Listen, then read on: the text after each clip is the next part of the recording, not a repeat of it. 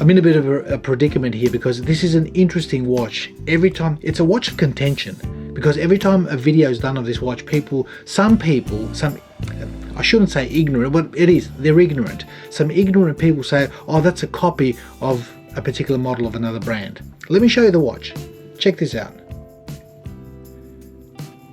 Now you're thinking that's a Breitling Navitimer, and rightly so. You'd be right, but you'll also be wrong, because it's a Sinn. It's a 903 ST, and it's been produced for the past 45 years.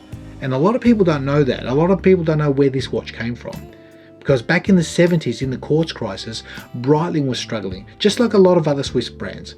Helmut Sinn actually stepped in and helped Breitling survive. How? They basically bought the rights for this watch. The design, some cases, some dials, that's a good thing. So for 45 years, Sinn has been producing this watch because they bought the rights. Now Breitling still produces the watch.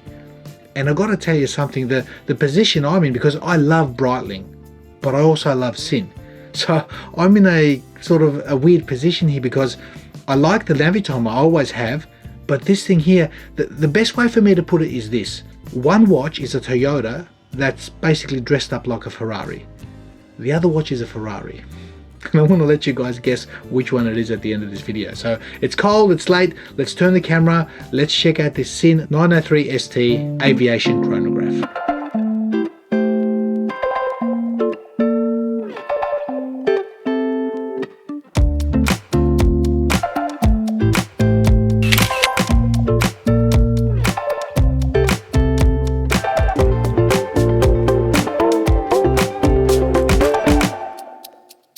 Now, if there's any Breitling fans watching this video, I don't mean any disrespect by calling the Breitling a Toyota. The Breitling's a good watch, but in comparison to this, gee, there's the technology and what this offers, what this new Sinn offers compared to the Navitimer is just chalk and cheese. It really is. What I've got here is basically a Navitimer at the heart of it, but it's got 200 meters of water resistance, not 30. So you can go swimming, you can go diving with this watch. The loom on this watch is exceptional. I'll say it now, the loom on this watch is better than any loom I've seen in any of the Sinn watches, in any of their divers. For me, the experience that I've had with this is good. So Sinn, if you're listening, we want more of this. This is very good. But put all that aside, guys, the price, because this comes in at around a third of the price of the Navitimer, and I can't get my head around that, because even though it's a third of the price, it feels like it's 3 times the quality of watch as the Breitling. And it's basically why I entitled this video, you can have your cake and eat it. This is your cake. Now, the reason I'm up at midnight doing this video is because I've got to send the watch back. I've had it for an extended period of time. It's got to go back. And I'm time poor, and this has to get done. So I'm staying up late to do this video. The watch was given to me by Time Only. Fabio, for you guys who know Fabio, he's been into watches for as long as I can remember. I've actually bought several watches from him, and I asked him, I said, mate, can I get hands on with this? He goes, gladly. So he sent it down to me. And I tell you what, while I'm on the topic, get on his website, guys. He's got a brand new website, very interactive. He's now doing free shipping Australia-wide.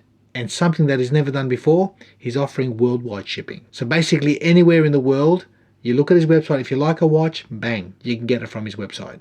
And in passing on the phone, we had a chat. He mentioned something about a point system. So I think he's going to be doing something like where you purchase a watch from his website, you come back for a second watch, there's a point system. So for every $1 that you spend, you're going to get 2 time-only points. That goes off your next purchase. The more you buy, the more points you get. So don't know how it's going to work, but I'm just mentioning to you guys. I was quite excited when I heard that. I thought that's real good incentive, not only for Aussie buyers, but for worldwide. But let's move on. Let's get onto this watch. And looking close at the specs of the watch, they're pretty much identical to a Breitling Navitimer. The only difference is the thickness of this watch. The case height comes in at 14.5, whereas the Breitling comes in at 13.6. So there's 0.9 of a millimeter difference. And you know what? A trade-off of 0.9 of a millimeter for the gain of 200 meters of water resistance, I'd have that any day. So the way the watch wears on the wrist has been great throughout the week. I've not had an issue. I've actually tried it on an Artem strap. I didn't want to try it on this leather strap because it's obviously not my watch. I have to send it back. So I put it on a black Artem strap. I've been very careful with it not to scratch it, but it's been great. But getting back onto the specs, that crown is a 6mm signed screw down crown. The watch offers, as I said, 200 meters of water resistance, and the total weight on the supplied leather strap comes in at exactly 95 grams. Now you can hear that I'm excited about this watch, guys, and rightly so, because I am a Navitimer fan. I love the watch. I love the watch design, and having this in my hand and knowing its history and how Helmut Sinn went in and actually purchased the rights, gee, this is really good. You've heard the statement where someone says, I'm going to leave the best until last. I'm going to tell you the best thing of this watch now. That loom. The loom of this watch is incredible. They've basically put hybrid ceramic luminous markers, attached them by hand around the dial. And the handset and those markers are phenomenal. They're just bang on. They really are. And I was serious in what I said. It's the best loom I've experienced from any Sinn watch, even their divers.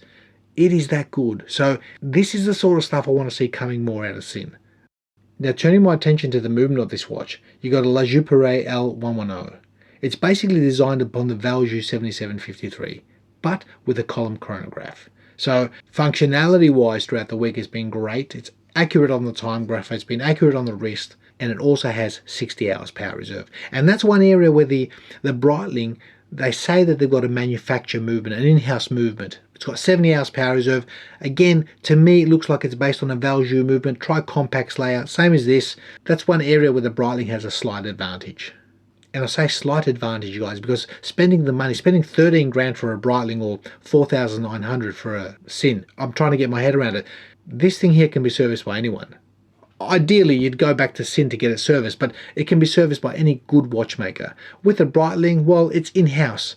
If the parts are slightly different, you get the gist. So I'm not really fussed. I never have been fussed for in-house movements. I've got an IWC. I bought it specifically because it's got a Valjoux 7750. I didn't want to get the brand new model for two reasons. Number one, this, I'm not made of money. And number two, whether it's in-house or not, I'm not fussed. Mine's running like a dream. Away you go. But getting back onto this watch, looking closely at the dial, you've got a black electroplated dial with a sunburst finish. The applied logo is really impressive. For me, it just elevates this watch. The way it's played in the light, it's like a beautiful deep black velvety finish, and you've got this highly polished crisp logo which just pops at the right time.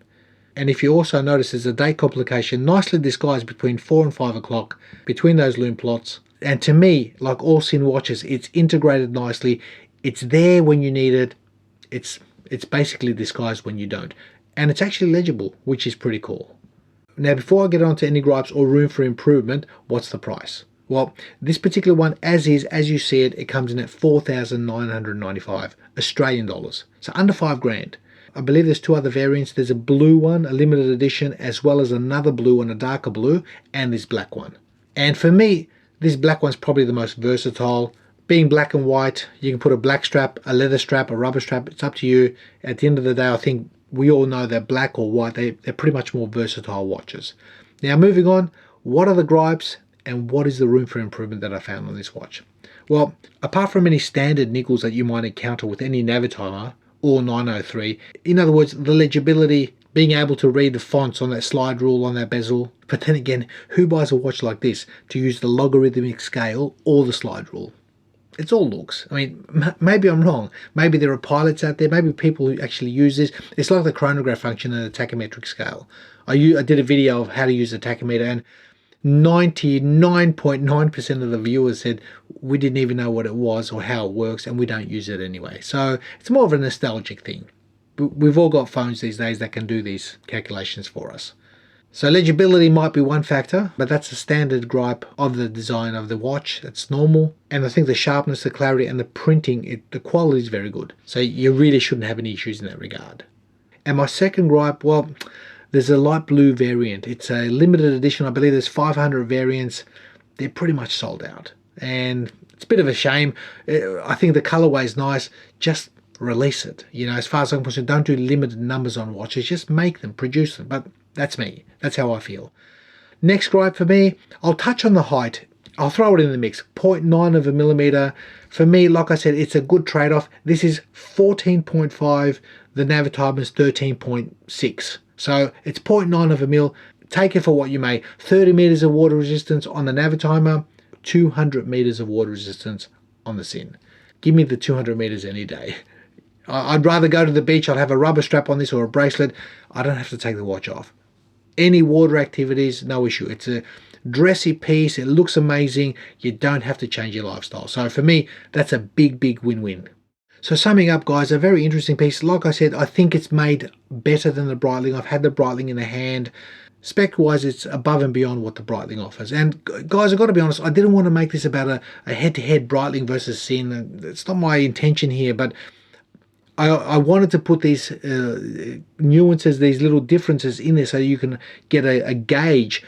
The Breitling's an expensive watch. So at the end of the day, if you want to get a watch for the badge, yeah, the name, get the Breitling.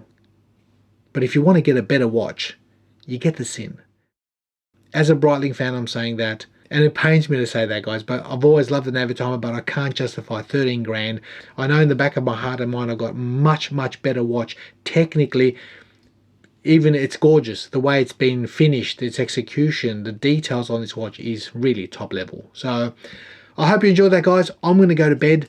I'll edit this video tomorrow, so by the time you're watching it, it's fully edited. I'm spent. I need to get some rest. So wonderful piece. Thanks for watching, guys. Leave me your comments. Let me know what you think of this watch. Let me know what you think of the history. If you've ever heard of the history with Sinn 45 years ago, how they stepped in and actually bought the rights to this watch. A lot of people didn't know that. So I wanted to share that with you guys so you can get a good gauge of where this watch is coming from. It's got a good pedigree. It's got a good history. It's actually built to a standard, which is very refreshing. Thanks for watching. Be well, be safe. Enjoy that watch that's currently on your wrist, and we'll see you in the next one.